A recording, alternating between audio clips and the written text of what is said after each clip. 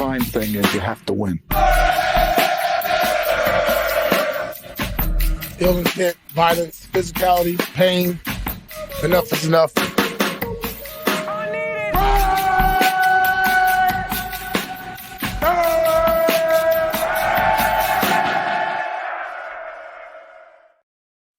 All right, after hitting a new low in the new Raiders era, the Raiders are back. They bounced back and beat the Browns at home. We're able to get a big stop in 4th and 3 and then close this game out. That's Sean Reed. That's Vic Tafer. They were at the game. I'm Ted Wynn. And for all you guys that were mad at us for the curse last week, you could thank Vic Tafer for saving you guys from the curse. He was the only one to pick the Raiders to lose, but I think he did it, like as an unselfish act for Raider fans. So you guys have that. What are you guys hearing from the game? How was the locker room like after? Definitely a very happy place. I mean, clearly they were, down in the dumps last week. And, it's funny because you always hear about the 24-hour rule, how you get over a win in 24 hours. This one definitely took longer than a day. I think it kind of lingered probably past Wednesday, Thursday. I know Adam Butler made a speech to the team that everyone kind of referenced. I think they maybe Friday. I think Gardner said Friday. People were smiling again for the first time all week. So I think it definitely took its toll. But, yeah, it's a big win. I mean, a lot of guys stepped up. Other guys who were role players are kind of like Charles Snowden. Great example. Made 2 big plays in the last sequence. So guys stepped up with, both Davante Adams and Maxx Crosby not playing. So your 2 best players are not in the game and you win. And so it's a big win. 2-2. I think Raider fans can get off the ledge. Yeah, I think from a coaching perspective, Antonio Pierce after the game, he kind of spoke about what Vic said, like this week. It kind of took them a little bit to get over that Panthers loss, and he took some blame for it for the big comment he made last Monday. Saying that he felt some guys make business decisions. That's always going to become a larger story. When your head coach says something like that, and it kind of stuck with the team throughout the week. You had people speculating who is he talking about, and that has kind of kept the conversation about the game going. And he apologized for that, which I think was good sign of accountability for him as a coach. But we also saw some players had to take some as well. Jack Jones, he didn't play in the first quarter of this game, and he came in the second quarter. And while Antonio wouldn't say anything after the game, and Jack was kind of in a similar space, it was pretty obvious that was some sort of disciplinary action. But they were able to shake it off and come together and get the win in the end. Was there any other players that might have had their snaps cut that you guys noticed? Some people are suspecting that Michael Mayer's absence is due to business decisions, but I don't know. That's a pretty big leap to make. I mean, we have no idea what Michael Mayer's away from the team, but I don't think he's that kind of guy. That's the problem with his comments. You have people speculating when there really is no reason to. And Jones clearly was a guy who had to pay a price, and but he was in a good spirit. I talked to him after the game, and he said, that's ball. When your number's up, you got to play. When it's not up, you don't play, and you kind of just deal with it. So I think lesson learned, maybe if that's what that was about. But I think it took a while, but this team is over it. I think they're finally back to. I mean, we had said all along in the preseason. If you get the 2-2, and because they had some tough games up front, Chargers and the Ravens, but last 2 maybe not so much, but you're 2-2, you're kind of back in the mix. I think, again, to win without Davante and Maxx is definitely a pretty big accomplishment. Yeah, I thought it was a really kind of messy game for both sides. Weird calls by the referees, but in the end, the Raiders just made few more plays, and got to give Luke Getsy some credit. He was under fire. Some people thought his bum was warm coming into his game, but he made some adjustments in a run game. Last week I put out a video showing some missed assignments, and on Alexander Madison's big run, I think it was a 25-yard run, maybe their longest run of the season. They actually ran the same play they ran last week, but Harrison Bryant, who was on the backside of the play last week, made the right block this time. He hit the strong safety. Madison cut off that block, and it was a 25-yard run. So I think they fixed some of their assignments. There were still some assignment issues, But the run game looked better. So credit to them for kind of making those adjustments. I think they also or Getsy made a smart move by adding some RPOs, some run pass options into the offense that hit for some big plays too. And Gardner Minshew has a lot of experience running those run pass options. He's done it since college at Washington, and then he did it with the Colts. So it's something he's very comfortable doing, and he executed that pretty well. Another thing are jet sweeps. That's how you kind of control the backside and not have those defensive players get really aggressive. So they were running a lot of motion. They handed the ball off on some fly sweeps. They scored a touchdown on one of those fly sweeps. So those were all smart adjustments on the offensive side of the ball. And after not even getting close to rushing for 100 in the first 3 games, they rushed for 152 today. Yeah, both Yeah, I thought Powers he was. Johnson. Oh, good, Tashan. I thought he got, like you say, he's really creative in his approach. I think the first few weeks, like it was just kind of standard handoffs up the middle, and they tried some things here and there, but it wasn't too creative. But saw in this one, like you said, getting the receivers involved, DJ Turner on a jet sweep, Trey Tucker on the first touchdown. It was a double handoff. They gave it to Zamir, and then he pitched it to him. Even Tyreek McAllister, who's transitioned to receiver, they put him in the backfield and gave him a handoff at one point. And so they had 6 different guys take design runs in this game. And while they didn't have necessarily one individual guy that went off, I think Zamir White led the team with 50 rushing yards.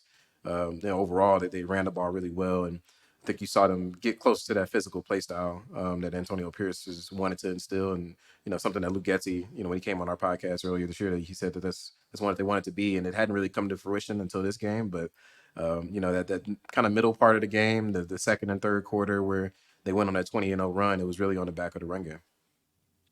Let's get both Powers Johnson and Madison mentioned those jet sweeps. Not only do they keep the defense on their toes because you got to be aware of what's going on, but also in the long run, it kind of opens up alleys down the middle of the field because your defense is kind of overextending. So I think they both thought those plays were pretty big to get the running game going. I think you got guys with some serious speed in Tucker and Turner and guys who can get around the corner. And I think and even Bowers. Bowers his first carry, a 12-yard run. So we were waiting for that for a while. So I think.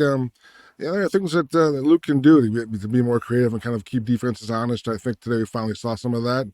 Ideally, you can keep that going forward. But I think the running game at least has some hope now with those kind of plays. And also, Powers Johnson played well. I thought DJ Glaze did a good job coming out. 2 rookies held up pretty well. Yeah, I thought the offensive line, like you said, was better in this one. This is probably, their ideal lineup.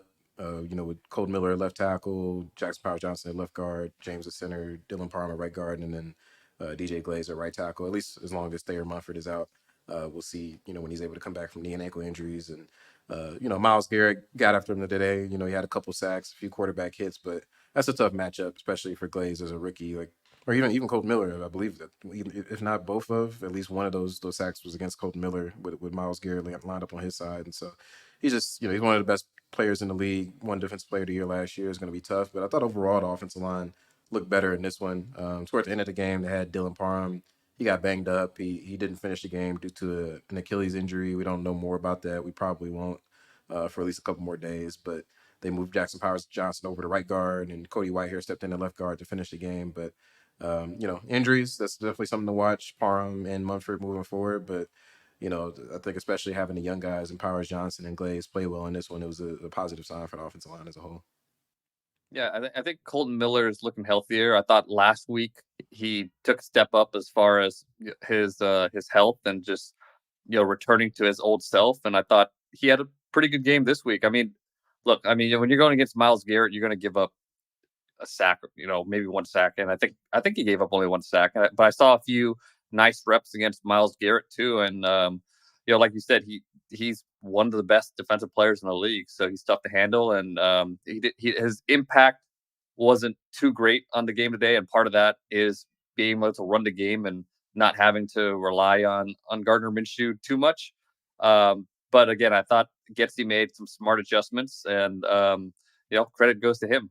So, but let's talk about the defense. Defense was really good. Looked a little concerning right off the bat. The Browns got the ball first, and they went down and scored a touchdown. But I guess it's something they've done often. I think they've scored a touchdown on their first drive in every game this season. So they're a really good scripted offense team. But once you get off that script, they start to struggle a little bit. But the defense really only allowed what 10 10 points, points. right? Yeah, 10 points because the offense gave up a fumble return for a touchdown, and they missed extra points. So defense had a good game today. I thought Christian Wilkins made the impact that you want to see from a guy you're paying all that money to. Yeah, I mean, I thought the defense, like you said, they started a little bit rough, giving up those 2 quick scoring drives, but they finished the game forcing 7 straight stops, and including the turnover on that. That was Amari Cooper's fault, really. But Trayvon Merrick was right there in the position to catch the ball and force the turnover, and I mean, they won the game at the end there because in the fourth quarter the offense went cold. They had 0 points, they couldn't get anything going, and it was the defense that kept making stops. I mean, you had Jacorian Bennett. We've talked him up all season. He had a big pass breakup on a third down to get him off the field. Isaiah Pulamau, he had a really big pass breakup as well on Jerry Jeudy. And then obviously to end the game, Charles Snowden, not only having that game winning sack, but the play before it, having that, being able to bat that pass down at the line of scrimmage and keep them from gaining any yardage on second down. So that was really strong performance for the defense down the stretch, especially considering, I mean, they didn't have Crosby. Also didn't have linebacker Devon Diablo. Obviously, Marcus Epps and Malcolm Kuntz are done for the year. So that's 4 starters and impact players that they were without in this one. And, I mean, they stepped up collectively. They had some guys like Christian Wilkins and name brand guys, I guess if you want to say, that played well. But, newcomers as well, like Isaiah Pulamau and Snowden made plays. And so I thought it was a really encouraging sign for the defense. They haven't been as good as they thought they were going to be this season due to various reasons, but this was probably their best performance so far.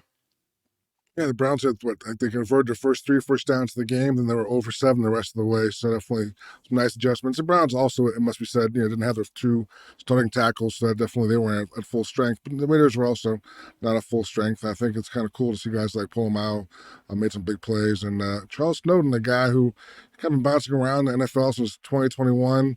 He kind of was in the practice squad last year, was cut after camp this year, came back up because of injuries, and he's a guy that everyone likes in the team. He's definitely a very popular guy. He's kind of Vanessa J. Severo was telling me that he's the kind of guy that he's fighting himself for a job, fighting for a role, but he's always just encouraging other guys. Hey man, this is your time. This is you're trying to make a play, and that's kind of a neat little thing. And I thought it was funny how his teammates call him Blizzard because snow is too soft. So they don't call him Snowden.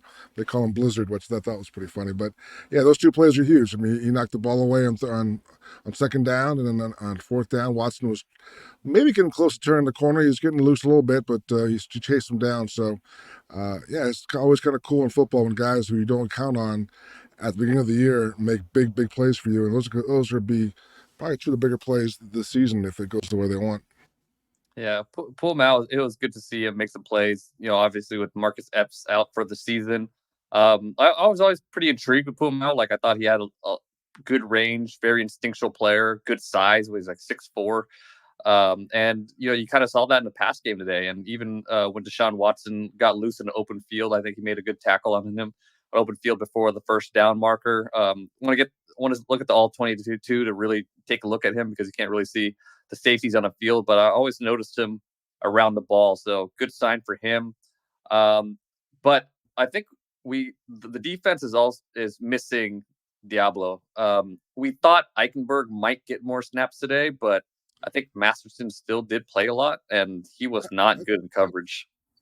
I think they're split. I think they're going back and forth because on the first series, I thought Masterson made some pretty bad plays. And Eichenberg was in. And I kind of was watching it kind of off, not really focused on that one spot, but it seemed like they're kind of rotating. I see one guy in, the other guy in. So maybe the split count will be pretty close to even. We'll see. But yeah, clearly they definitely they hope Eichenberg can make a step up. And yeah, I mean, they're getting some good things of other rookies. Why not one more? But yeah, I think Deshaun Watson, they did a good job of kind of keeping him under control. And he's not the same guy he was. I don't know what happened to him, but I mean, not the same guy he was here just a few years back, and making all kind of plays.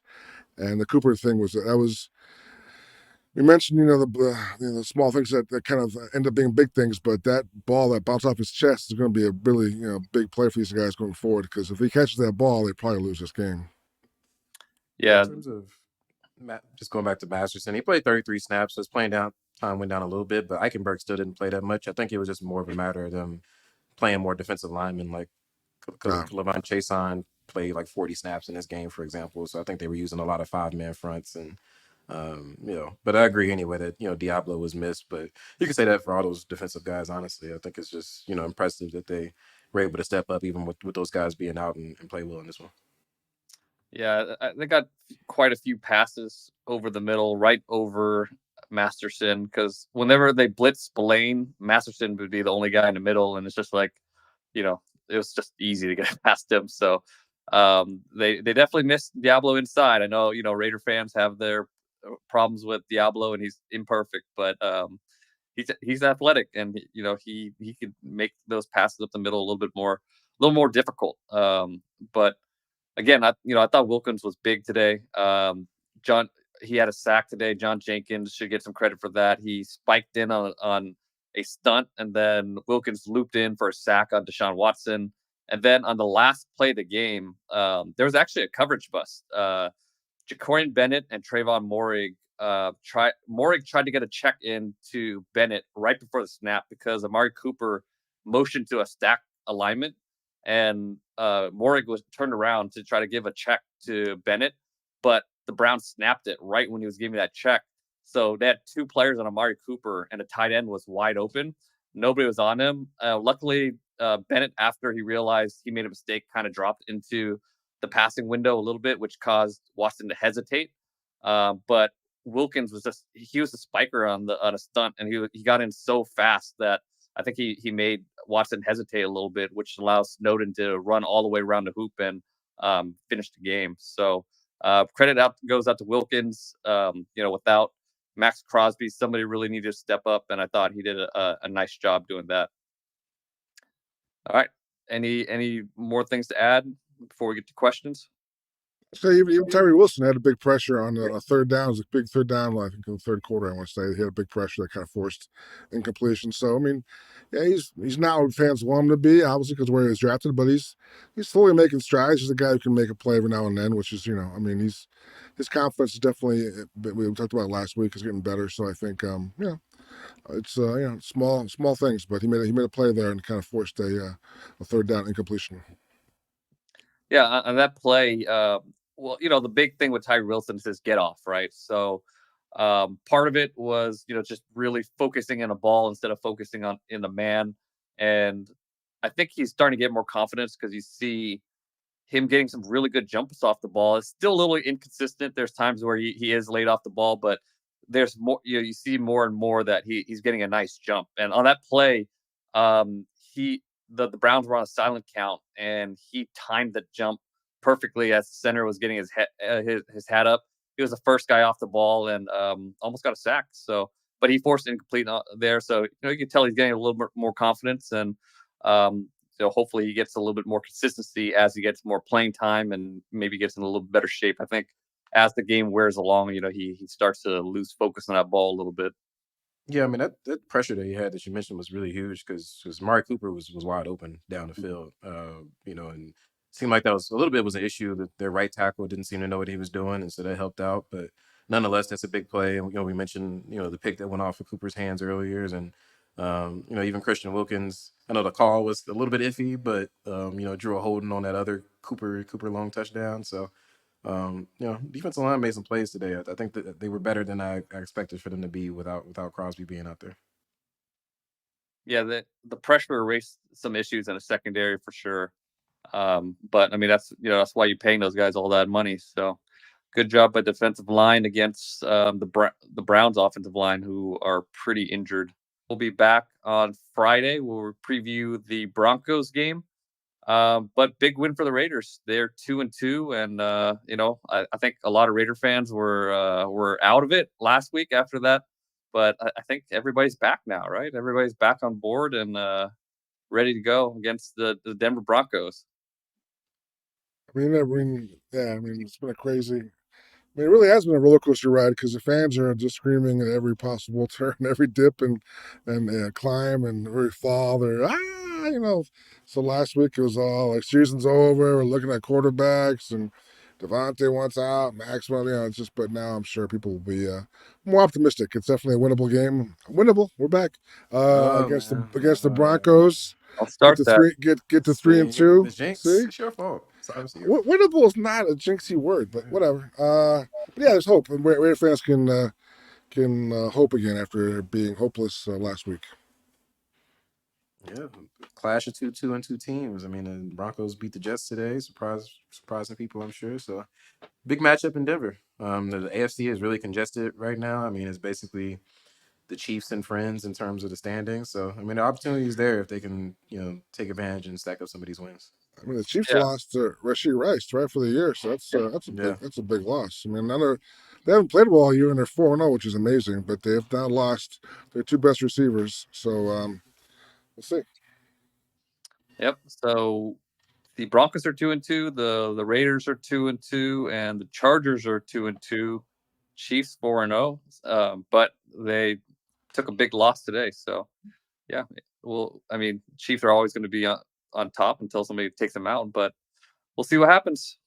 And we'll talk to you guys Friday, preview the Broncos game, big AFC West match. Have a good week. Later, guys. All right, y'all. All right, Peace. adios.